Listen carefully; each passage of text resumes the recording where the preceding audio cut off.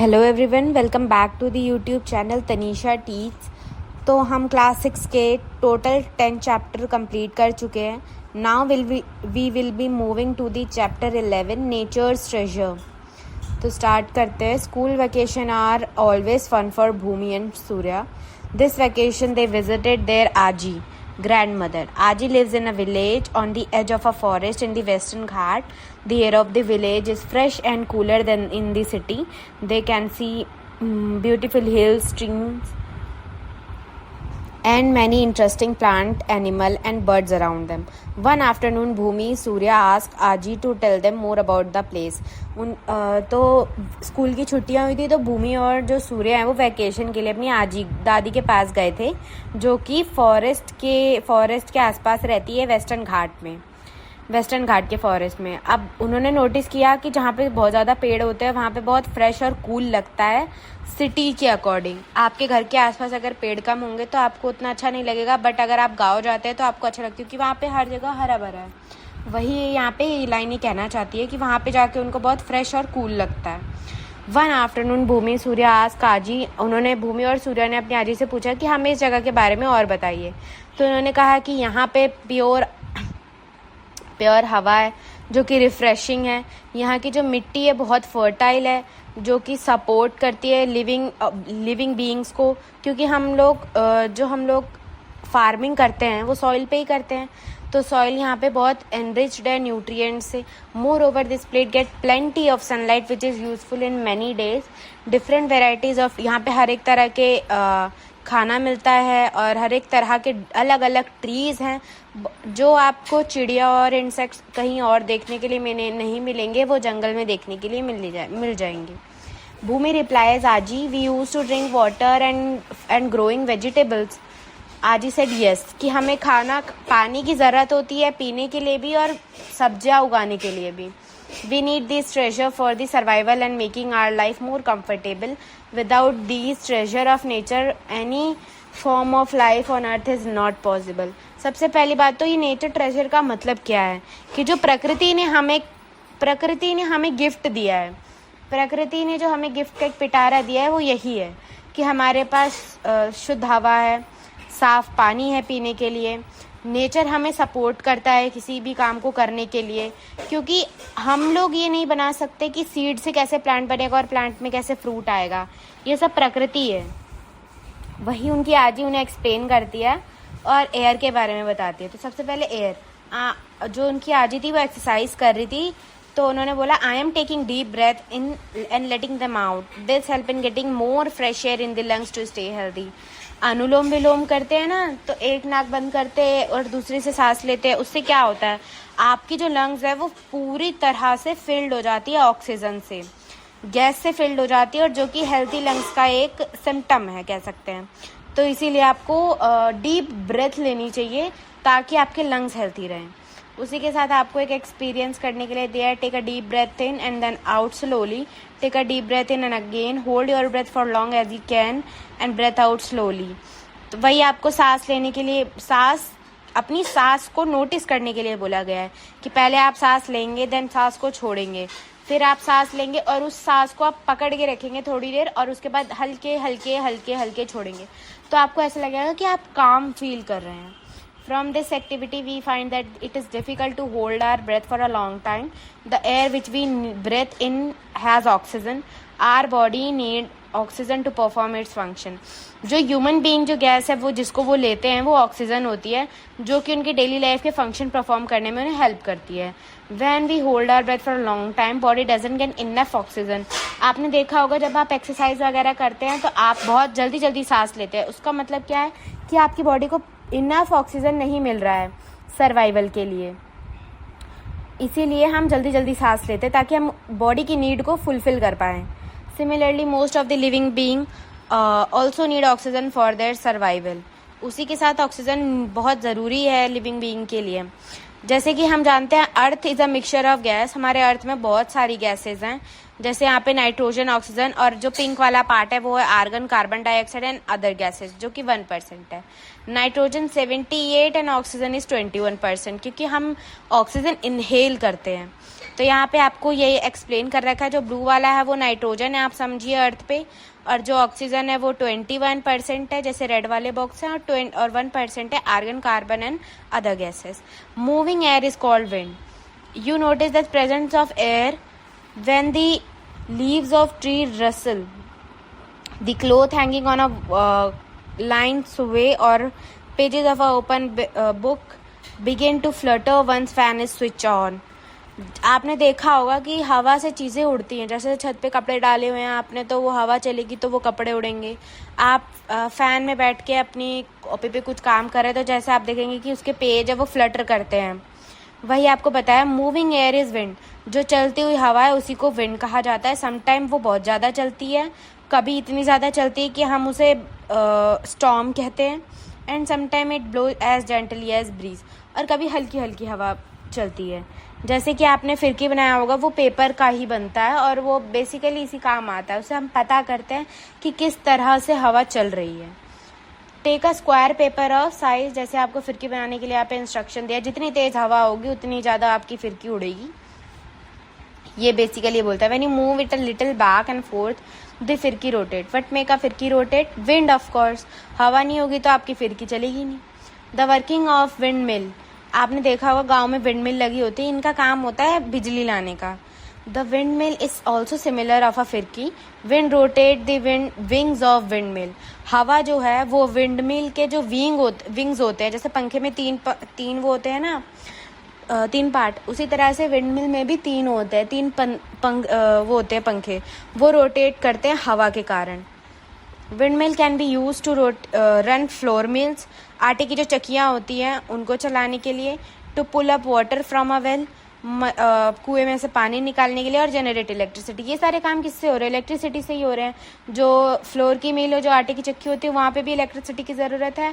और पानी, अब तो कुओं में जो होते हैं गाँव के, उसमें मोटर लग चुकी है, तो वहाँ से भी पानी निकालने के लिए हम मोटर का यूज़ करते हैं। तो ये विंड मिल जो है ये एनर्जी जनरेट करता है basically. A wind mill farm is an area that has a number of wind mill which use the energy of wind to generate electricity. Windmill का काम क्या होता है कि जो आसपास में हवा मौजूद है उसका यूज़ करके इलेक्ट्रिसिटी जनरेट करना।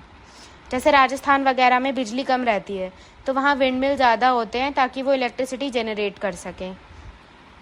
वाटर, अभी हमने एयर के बारे में पढ़ा, अब वाटर की क्या इम्पोर्टेंस है हमारी लाइफ में। जैसे यहाँ पे भूमि and Surya help Aaji in filling the trough of water for the cows. They also help her watering the vegetable and medicinal herb in garden. Aaji ने अपने गार्डन में बहुत सारे पौधे लगाए हुए हैं, तो आजी उन्हें बता रही थी कि ये एक एक ड्रॉप प्लांट की वेस्ट नहीं जाती, ये स्टोर कर लेते हैं। उसी तरह से हर चीज़ को ग्रो करने के लिए पानी की ज़रूरत है, जैसे हम भी बिना पानी पिए ज़्यादा देर नहीं रह सकते।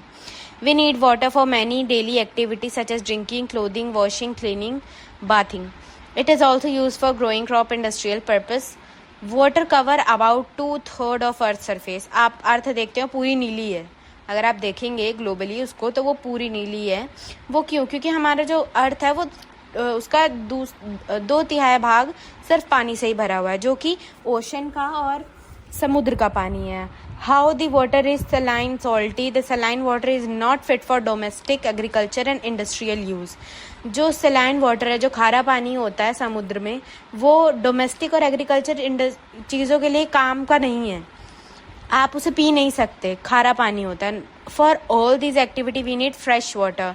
हमें फ्रेश वाटर चाहिए which in presence a form of ice sheet, snow, river और lake on the surface of earth and underground. Fresh water present in ice sheet and snow और under water, it is difficult to access. जो ज़मीन के नीचे पानी है उसको access करना it is quite difficult. A very small fraction of fresh water present in pond, river, जो कि इजीली एक्सेसिबल है। बहुत कम अमाउंट में फ्रेश वाटर है जिसे हम पी सकते हैं। तो वही यहाँ पे बताया जा रहा है। और यहाँ पे एक एक्टिविटी है। अब इस एक्टिविटी से आपको वेस्टेज देखना है, पानी का क्या हो रहा है, कहाँ कितनी वेस्टेज हो रही है। Hand wash, washing cloth, washing utensil, taking shower, cooking, gardening and brushing teeth. What conclusion you can draw कि किस तरह से हम पानी का जो वेस्टेज है उसे रोक सकते हैं। For example, turning off tap when not in use and fixing water leakage. Recycling water and water harvesting also help in saving water. Water harvesting कर सकते हैं, वाटर रिसाइकिल कर सकते हैं. Our country is blessed with numerous river, stream and lake. Plastic bag use करना कम कर सकते हैं. Source by throwing trash. जो प्लास्टिक की पन्नियाँ हैं उसमें हम कूड़ा फेंकते हैं तो हम उसे कम कर सकते हैं. Waste from home and industry pollute the water sources. आपने देखा होगा कभी कभी फैक्ट्रियों के पीछे जो नदी होती है वहाँ पे उनका ड्रेनेज सिस्टम होता है, तो उसका जो गंदा पानी होता है वो सारा वहाँ डायरेक्टली जा रहा होता है. तो ये पॉल्यूट ही कर रही है उसको. वो ना ही फिट है किसी के पीने के लिए, ना ही कुछ भी करने के लिए. As fresh water source are limited, this is a shortage in many part of India. Fresh water की कमी है तो उसी के हिसाब से बहुत ज़्यादा शॉर्टेज भी है उसी की. At some places people have long walk distance to fetch drinking water. कहीं कहीं क्या होता है कि लोगों को बहुत चलना पड़ता है पीने वाला पानी लेने के लिए.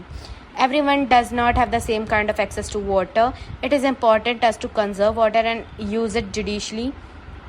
We must also prevent it from being polluted so that water remain fit for consuming. हमें पानी बहुत कम इस्तेमाल करना चाहिए ताकि जो फ्रेश वाटर है वो हम अपने पीने के लिए यूज़ कर पाएँ. सबसे इम्पॉर्टेंट मेथड है यहाँ पे water harvesting is one of the method for conserving water. जो रेन वाटर होता है उसे स्टोर किया जाता है और उसी को हम कहते हैं rain water harvesting. In many buildings, rainwater is collected and stored in large quantity for later use. This is called as rainwater harvesting. Do you know the rainwater is also harvested in many homes, residential, society or school. It is an old age practice in India. For example, step wells, commonly known as Bawadi in Rajasthan and Vav in Gujarat, are also built for. तो ये सारे areas हैं जहाँ पे water harvesting system को develop किया गया है. लोगों के घर में होती है कि जो बारिश का पानी होता है वो टैंकर्स में जाकर स्टोर होता है, फिर फिल्टर किया जाता है और उसी पानी को वो as a fresh water use करते हैं. तो ये होता है रेन वाटर हार्वेस्टिंग. इसीलिए इसे रेन वाटर कहते हैं क्योंकि जो बारिश का पानी है उसी को फिल्टर करके पिया जा रहा है. This step well are have a unique system of water harvesting. They store not only rain water but also water seeping from near ponds and lakes. The wall of. तो वही बताया कि हम किस तरह से मिनिमाइज कर सकते हैं वाटर का लॉस. उसी के साथ नेक्स्ट जो टॉपिक है वो है एनर्जी फ्रॉम द सन. सन से जो एनर्जी आ रही है उसे हम कैसे यूज़ कर सकते हैं. हमारी डेली लाइफ में क्या एक्टिविटी हैं जो कि सन की मदद से पूरी हो पा रही हैं. तो जैसे कि हम लोग प्लांट्स जो है वो फूड बनाते हैं सनलाइट की हेल्प से. जैसे आपने फोटोसिंथेसिस पढ़ा होगा. और उसी के साथ अगर कपड़े ड्राई हो रहे हैं, जैसे छत पे कपड़े डालते हैं तो वो धूप से ही सूख रहे हैं due to the process of evaporation, जैसे कि पिछले चैप्टर में पढ़ा था. उसी के साथ नेक्स्ट पेज पे चलते हैं. तो हम सन के बारे में डिस्कस कर रहे थे कि जो सन की एनर्जी होती है वो बहुत काम आती है हमारे. कैसे कि जो बाहर कपड़े सूख, जैसे यहाँ पे आपको पिक्चर के थ्रू रिप्रेजेंट करा हुआ है कि सबसे पहले तो ये जो हमारा प्लांट है फूड बना रहा है सनलाइट से, फोटोसिंथेसिस परफॉर्म कर रहा है. ड्राइंग ऑफ क्लोथ्स, सनलाइट से कपड़े सूख रहे हैं सनलाइट की हेल्प से. We use heat and light from the sun from various purpose. What are some of the activity which we need heat and light? Bhumi draw some picture to show the use of heat. भूमि ने picture बनाई और heat का use दिखाया.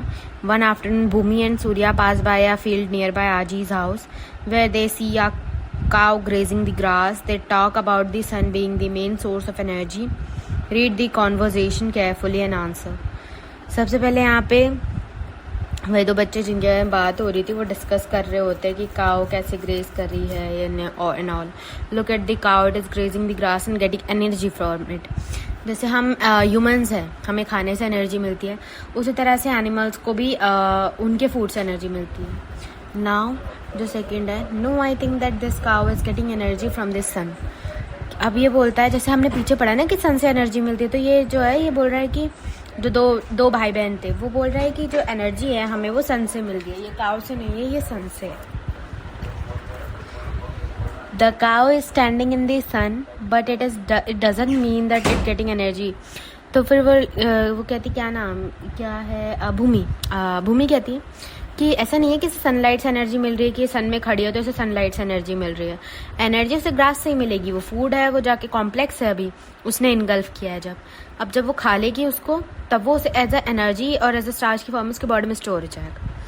तो उससे उसे energy मिलती है। Now have you seen solar अब यहाँ पे सनलाइट का जो मेन यूज़ है वो देखने के लिए मिलता है कि रूफ टॉप पर सोलर पैनल्स लगे हुए होते हैं जो कि सन की एनर्जी को ट्रैप करते हैं और इलेक्ट्रिसिटी बनाते हैं।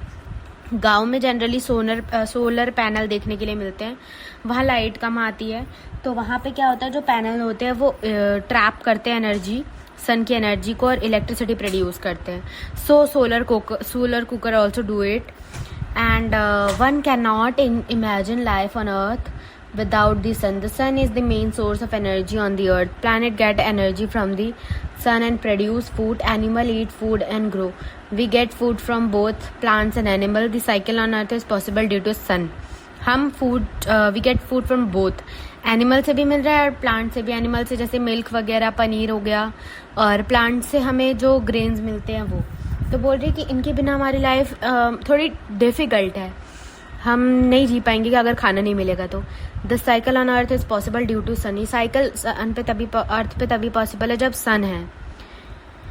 We all are dependent on the sun as a main source of energy. Where do we find a very large variety of plant and animal, let us explore. उसी के साथ ये टॉपिक खत्म होता है सनलाइट वाला। Next we will be moving to the topic जिसका नाम है फॉरेस्ट। आज ही भूमि सूर्या को वॉक पे लेके जाती है फॉरेस्ट पे। Find a variety of shrub trees in forest. आज ही explain. Forests are large area with the dense growth of plants. Forest बहुत बड़े एरियाज होते हैं जहाँ पे बहुत ज़्यादा ही तरह के प्लांट्स और पेड़ प्रेजेंट होते हैं। One way they collect some nellikai, Kannada term for Indian gooseberries that have fallen on the ground. आज ही tell them we have traditional in the village not to pluck fruit the trees, they are left for animal and birds to eat. आज ये अब उन्हें explain करती है कि हमारे पास हम जो फ्रूट है उन्हें तोड़ते नहीं है ट्री से, they are left for animal and birds to eat. वो बर्ड्स और एनिमल्स के लिए होते हैं ताकि वो उसे खा सकें फ्रूट्स को। Next, forest are a natural home for many wild animal. Forest में बहुत सारे जंगली जानवर रहते हैं, कुछ चिड़िया हैं, कुछ इंसेक्ट्स जो कि रेयरली देखने के लिए मिलते हैं। Forest provide food shelter to them. In nature every animal depend on other form for the survival. In nature में मतलब कि हर एक चीज़ किसी न किसी चीज़ पे डिपेंडेंट ही है अपनी सर्वाइवल के लिए। The diversity of life form ensure food for every living being.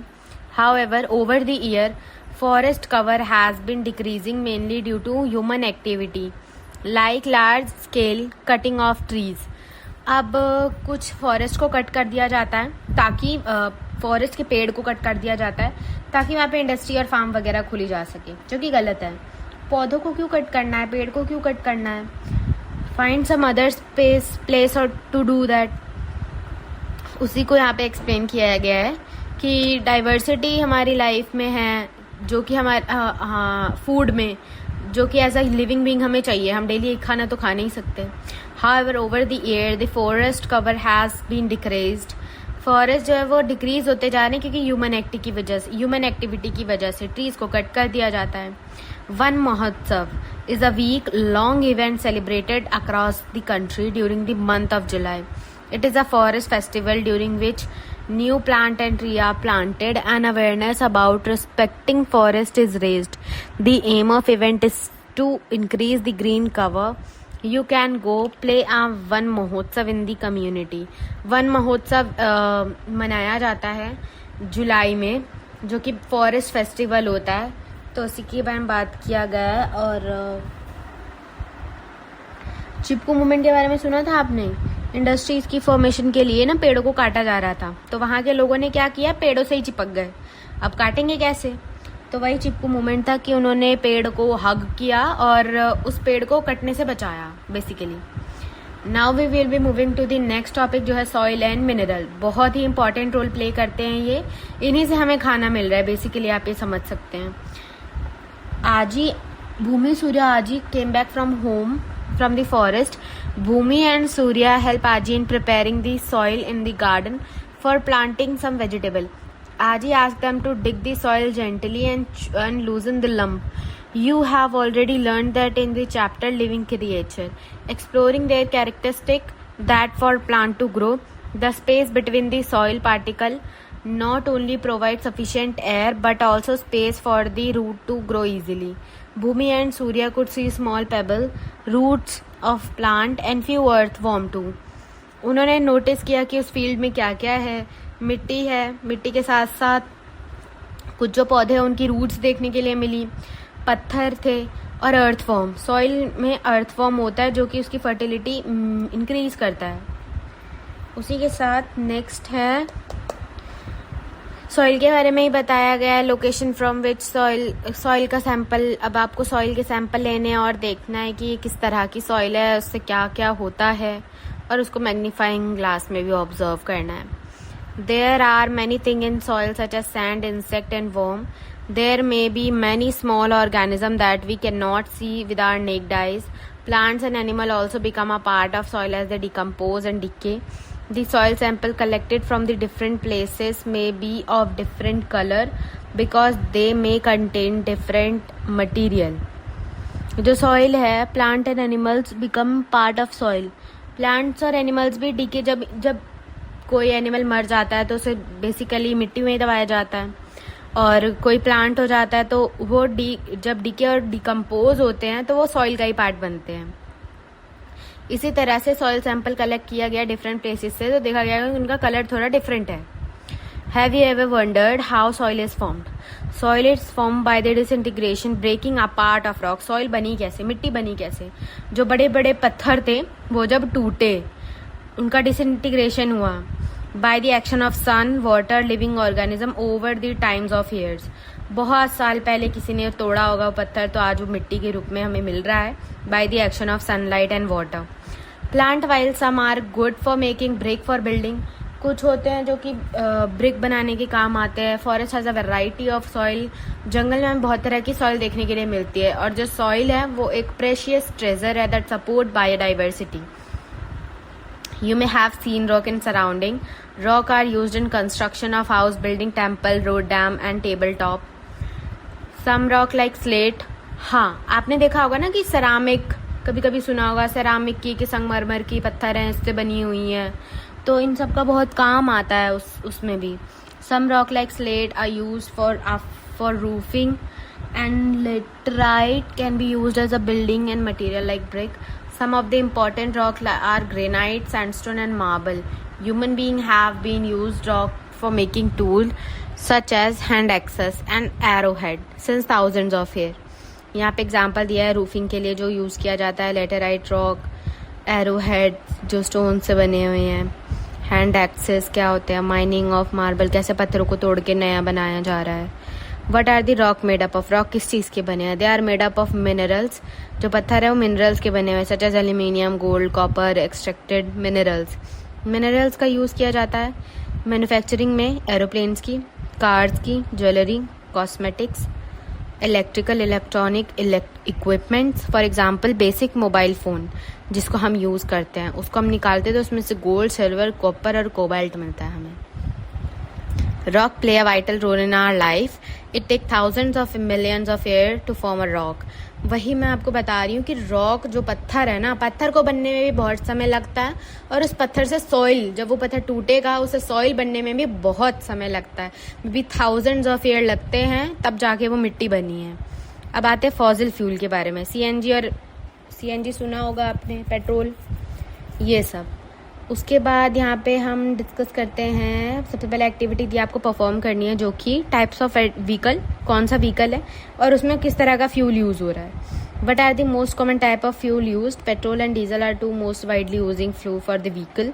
Petrol and diesel kerosene are obtain from the petroleum. Petroleum से ऑब्टेन करे गए हैं पेट्रोल, डीजल, केरोसिन, ये सब पेट्रोलियम है. Petroleum along the natural gas and coal are commonly called as fossil fuel. Petroleum, natural gas और कोयले के साथ ये मिलाकर हम फॉसिल फ्यूल्स कहते हैं. ये हमारे पास लिमिटेड होते हैं. They are formed essentially from the micro organism and plant, जिनको बहुत साल पहले हमने अर्थ में दबा दिया था या फिर किसी चीज़ को गाड़ दिया गया है. अब वो धीरे धीरे धीरे धीरे मिलियंस और थाउजेंड्स वी कैन से उसके बाद अब हमें फ्यूल की फॉर्म में मिल रहा है. जैसे natural gas use for cooking के लिए जो नेचुरल गैस यूज़ करी जाती है, इलेक्ट्रिसिटी जनरेट करने के लिए CNG in a form of CNG, compressed natural gas as a fuel for the vehicle. ये सबसे क्लीनर फ्यूल है जो कि पेट्रोल और डीजल से अच्छा है। Coal is mainly use for the production of electricity. Coal का यूज़ हम इलेक्ट्रिसिटी, कोयला जिसे बोलते हैं, उसका इलेक्ट्रिसिटी बनाने के लिए यूज़ किया जाता है। It is found in several parts of India. बहुत जगह मिलता है, कोल माइनिंग फैक्ट्रीज होती है बहुत जगह, वहाँ पे मिलता है। फॉसिल्स एक are found in limited quantity. Fossils हम मतलब हमारे पास अनलिमिटेड नहीं है, लिमिटेड ही क्वांटिटी में प्रेजेंट है, तो हमें देख के यूज़ करना चाहिए, इसलिए हम यहाँ पे सस्टेनेबली यूज़ करते हैं इसे। Hence, we will soon run out of fossil if we continue using them in that manner that we currently do. अगर हम उसे यूजलेसली यूज़ करेंगे फॉसिल फ्यूल को, तो वो आगे के लिए बचेगा ही नहीं, सब खत्म हो जाएगा। वही आपको ये बता रहा है। The next, to avoid such a situation, we explore alternate source of energy. When fossil fuels are burnt, smoke, carbon dioxide are produced, which pollutes the air. Fuel के बर्न होने से स्मोक बनती है, कार्बन डाइऑक्साइड प्रोड्यूस होता है जो कि air को पल्यूट कर रहा है। Over dependence on the fossil fuel for transportation and domestic fuels has resulted in large scale pollution. अब आते हैं नेचुरल सोर्सेज, जो कि है renewable and non renewable. Nature treasure fulfil our need, they are essential source to sustain a life on earth. जो nature ने हमें दिया है, जिसे हम नेचर ट्रेजर कह रहे हैं, जो हमारी डेली की नीड्स को फुलफिल कर रहा है, वो बहुत ही एसेंशियल सोर्स है हमारे जीवन का, अर्थ पे बने रहने का। अगर हमारी लाइफ है तो हमें उसको ज़रूरी है कि हम उसे सस्टेन कर रखें। We get heat and light from sun, water from river and food from plant and animal. These source which we get from nature are called natural source. जो हमें नेचर से मिला है वो नेचुरल सोर्स है, और जो हमें नेचर से नहीं मिला, those are human made sources, जैसे electric bulb, furniture, solar panels, bicycle, ये सब ह्यूमन मेड होते हैं। और उसी के साथ यहाँ पे एक डिफाइन आपको और दिए, renewable and non renewable. The seed from the dropping of of animal bird would enable new trees to grow. जो सीड्स हैं वो ट्रीज बनाते हैं, though it would take some year, थोड़ा टाइम लेते हैं। Before we get food from these nutrients, the resource which get renewed, replenished और restored, जिस चीज़ को हम रिन्यू कर सकते हैं, रिस्टोर कर सकते हैं, वो होती है renewable with a reasonable period of time. जैसे हर टाइम पे, हर एक इंटरवल के बाद वो चीज़ वापसी हो रही है, तो रिन्यूएबल।